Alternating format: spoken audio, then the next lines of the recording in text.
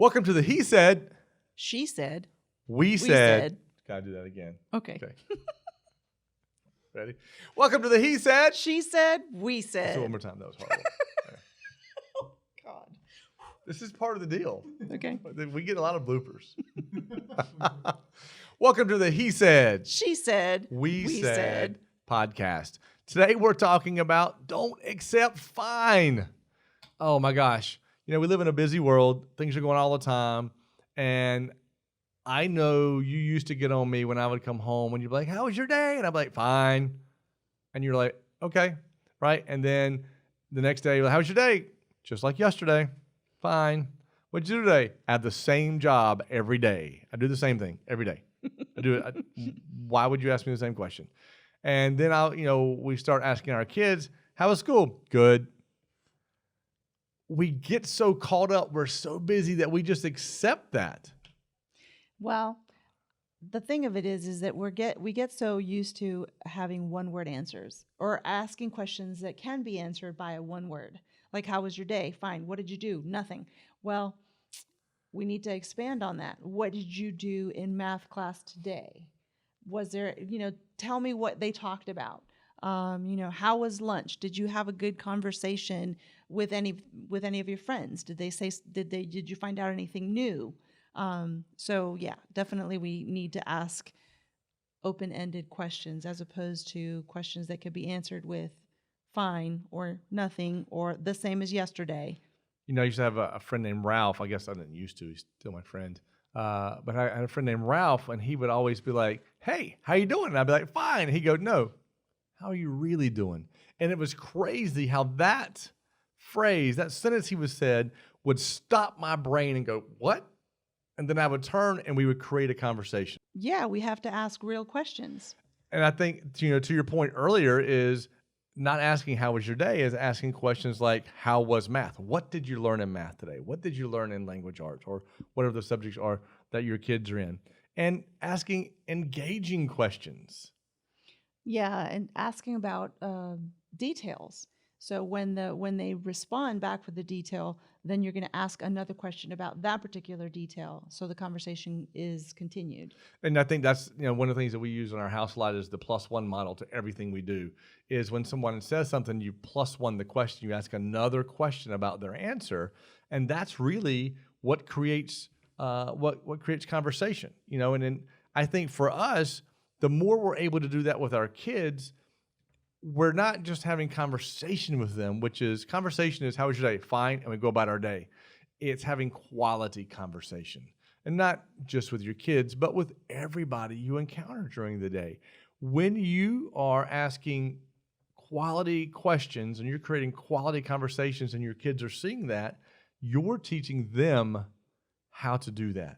And how easy is it to teach a teen how to have a good conversation? As a teen, not so much. So it's really something you have to start earlier, because as teens, they're so conscious of everything about themselves, what they look like, how they talk, what they sound like, whether they're asking a question, whether they're going to be right or whether they're going to be wrong.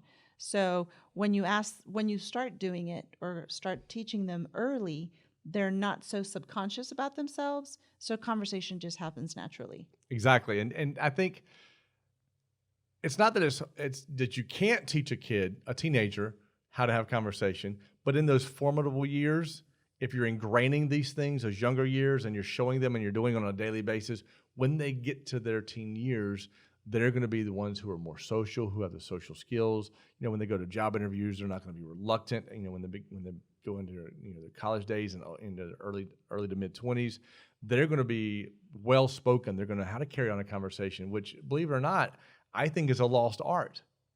Most of the conversation today is via text. True, which leaves out inflection, which leaves out, all sorts of emotions.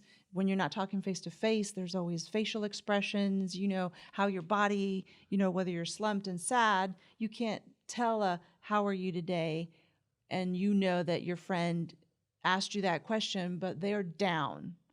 Right. So more so, you're going to engage the conversation about them at that time. Well, I mean, I can't tell you how many times I have gotten a text from someone like, bro, why you blowing me up like that? Why you mad at me? He's like, I wasn't mad, I just texted you. I'm like, oh, I misread that. Yeah, I mean, teaching your children to have conversations and to be engaged, not just with words, but with, like you said, tone of voice and body language. That's everything. So here's a question. As a parent, when do we know when is enough, right? Kids are going to be like, are you prying or do you want to carry on a conversation? Like that's a very fine line as a parent, because if the kids start feeling like we're prying, they're not going to want to have conversation. So Right. what are your thoughts on that? Well, if you're having a conversation and you're like face to face, it's really easy to like look at their facial expressions or how they change their body posture, on whether they're comfortable or not comfortable answering that question.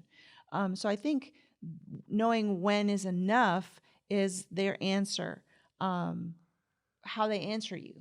How you gauge that part, but it's also in a conversation. Sometimes some conversations are about, hey, mom, I just want you to listen to what I have to say. I'm just kind of like letting off some steam.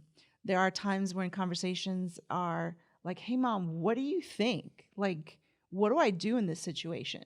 So it's the difference between listening in a conversation, trying to fix things in a conversation, which I'm really bad at. I just like sort of head on, oh, but like if you would have done this, or if you could do this, and that's not necessarily what they needed at that time. So it just depends on the answer that they're giving you. You have to gauge it.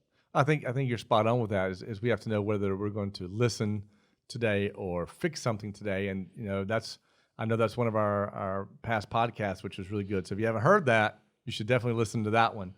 And I think at the end of the day, we have to have genuine conversation. It can't be fake conversation. The kids have to know we're not just asking questions to ask questions. We actually genuinely want to know about your day and how it's going, and because we care, Right. and I think not just asking genuine questions to the kids, but also making sure that we're available for the conversation, right? Because sometimes they're asking us questions instead of us asking them questions, and we're like, Mom, how was your day? It was good.